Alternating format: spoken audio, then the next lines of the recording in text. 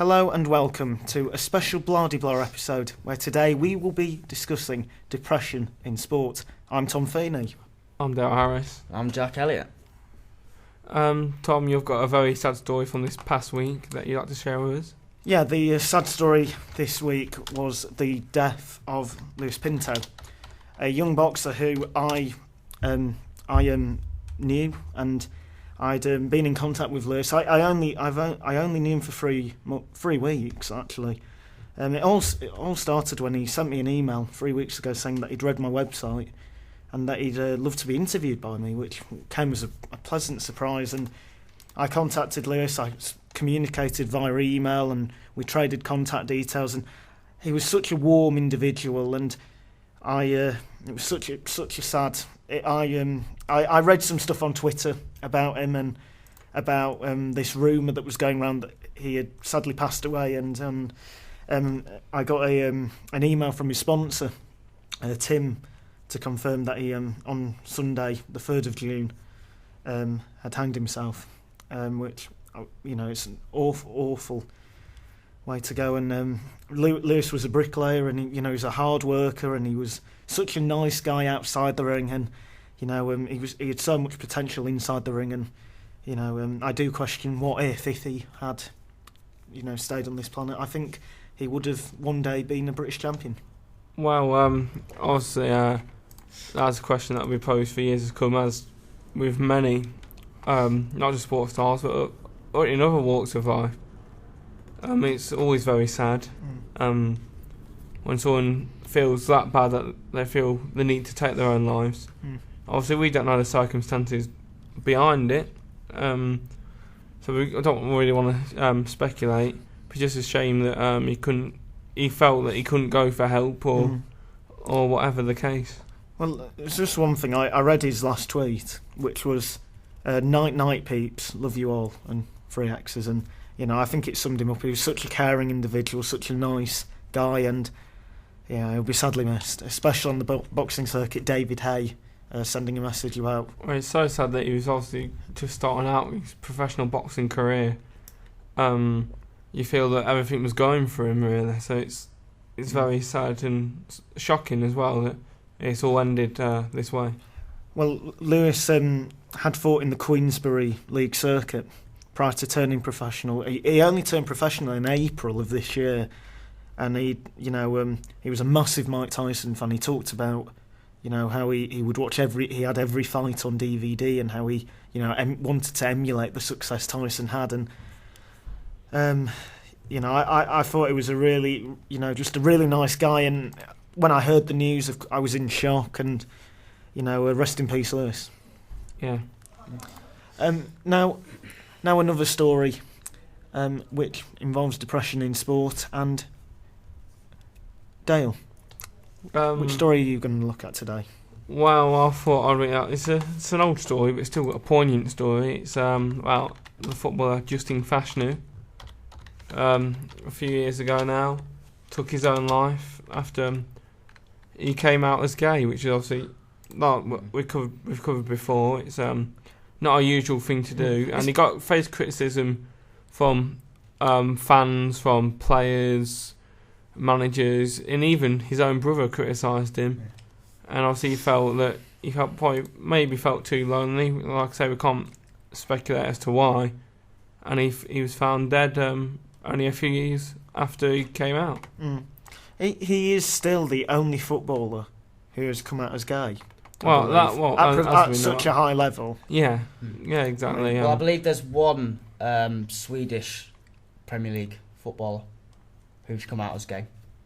Would you know the name, Jack? I know that his dad was a Swedish international. Well, he's not that high profile then, is he, if we don't know? And that, he hasn't officially came out. Oh, he has officially came out. Yeah. Wow. Right. Like I say, well, not many people. He's the main. Well, when you think of a footballer that has came out as gay, Justin Fashanu is the one that everyone seems to know. And obviously, his niece did a programme about him not so long ago, and it wasn't just about him, about gay footballers in general. And his dad said that her dad, said that he regretted the way he treated Justin afterwards. Maybe the culture at the time maybe played a part in it. Obviously that obviously didn't help towards his depression. Being seemingly rejected by many of his, working life and seemingly family life. Yeah, it's a very sad story, the Justin Fashanu case, but hopefully one day football will kind of come into the 21st century with its attitude around. Well, we've set Blatter in charge. I can't see it happening anytime soon, if I'm honest. Well, I will just say that the player who came out as gay, the Swedish footballer, never actually played in the Premier League. His name is Anton Heisen. Right. He plays in the 3rd division in the Swedish league.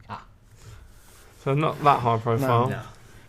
But his father, is Glenn Heisen, former Liverpool defender. Oh, right. So maybe a bit of a profile for what his father played for. Yeah, but I still don't think it's high profile enough to really cause significant change. Which I'm moving away from the depression thing slightly, of course, but they can be interlinked with the treatment. Well, it's certainly not a Gareth Thomas. No, such a high profile. To link them both in again, there's a referee, the Welsh referee in rugby. His name escapes me at the minute. High profile ref. If you two jump in at any time if you know. Well, anyway, he tried to commit suicide. I think on top of a mountain near his house, and he was rescued, and that was he said due to the fact that he came out as gay. Do you know what? I actually think I know Nigel Owens. I believe it's Nigel Owens. Well, so does Google, but that was in a way a good story that he'd overcome it, and luckily someone had got there in time. Jack, have you got a story? I was going to talk about Marcus Trescothick, who was he's one of many cricket players who suffers from depression. Cricket, I think, has the highest rate of suicides of any major sport. But I met him once. England played Sri Lanka at Chesterley Street, and he basically had to be dragged away from the fans, giving them autographs. Ravi Bopara was behind, just saying, Marcus, there's a game on. He was like, oh, all right, but it just such a shame, and I just think he would have had a much better career if he hadn't have suffered from depression and hadn't had to come on.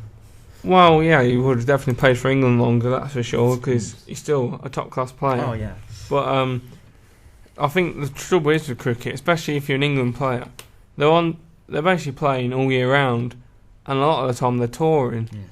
And if you've got a young family, it must be very hard. I know Steve Harmison and Andrew Flintoff used to share a room together on tour because they were comfortable in each other's company, and obviously they're more like brothers than friends. And I think obviously that helped because they had someone there for them who they could just go and talk to. And it's easier nowadays because they've got lots of backroom staff, lots of like psychiatrists or whatever to help them. But still, it must be difficult being away from home. Yeah, all that time. Especially like the Ashes tour. What's that? You're talking 3.5 months there for that tour with the 1 days as well and all the warm-up games. I remember Marcus Trescothick, he said a story on the Michael Vaughan podcast about depression. He said that before he went on tour, when he'd be like going to his friend's house or whatever, or to his parents' house or anything like that, mentally in that he'd be saying goodbye to all the places. Because obviously all of them made him think of home, and he knew he was going to be away for a couple of months, and it really got to him. That's why he quit in the end.